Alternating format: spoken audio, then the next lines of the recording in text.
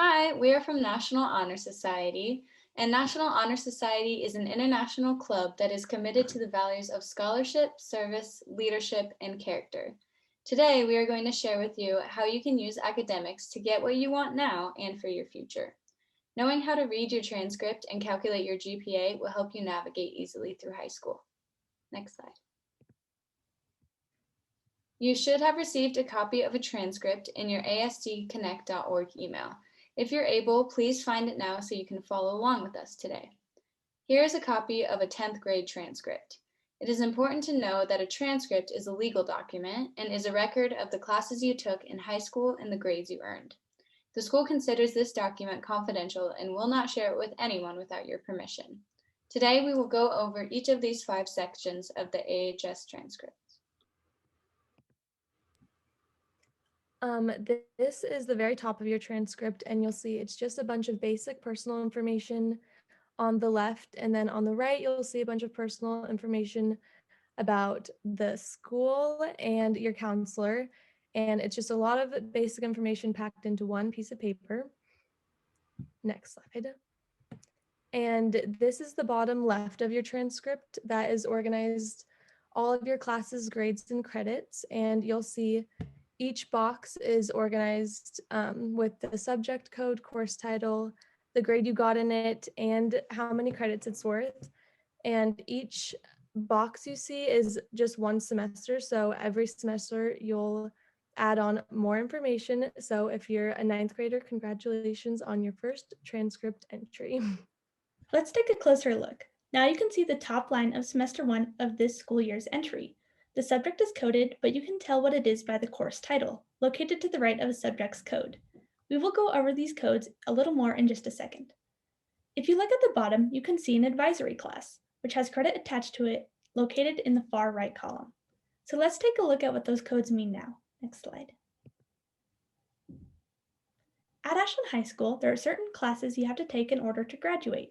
Graduation requirements require students to earn credits in specific areas, so you can't always take the courses that you find easy or fun. On the last slide, you saw that the class you took was given a subject code.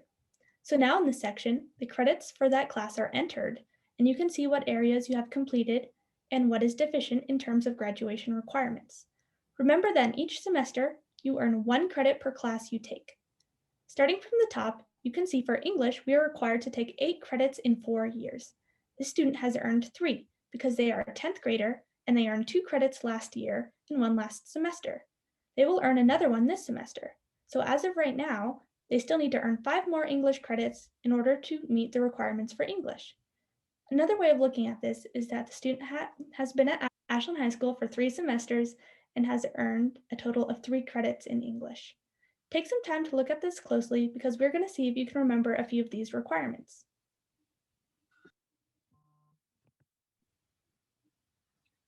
Awesome. So let's see if you were able to pick up the number that was on the last slide in terms of total credits that you need. So how many credits do you need to earn an Ashland High School diploma? Did you say 50? Because that is correct. Let's see if we can do another one. Next slide, please. But you can't just earn any 50 credits, right? How many elective or EL credits are required for students to earn an AHS diploma? It is a total of 12. So let's see if you can recall some of the little details. How many global studies credits do you need to earn an AHS diploma? So if you said 2, that is correct. And you can always find this information on the school website and the course guide too. So let's do a little bit more math. Next slide, please. So another section of your transcript is your grade point average, otherwise known as the GPA, and you can find it down in the lower right-hand side. And the Ashland High School transcript records your semester GPA and your combined or cumulative GPA. Your cumulative GPA is the one that is reported to schools that you apply to or scholarships that you apply to. And your weighted GPA is available to students who take advanced placement classes or AP classes, but honors classes are not weighted. So credits attempted and credits completed is a quick way of seeing how many Fs or no marks or withdrawals you might have. So how do you calculate your GPA? It's really just math. So you can add the point values and then divide it by the number of classes. So let's take a little bit of a closer look at GPA.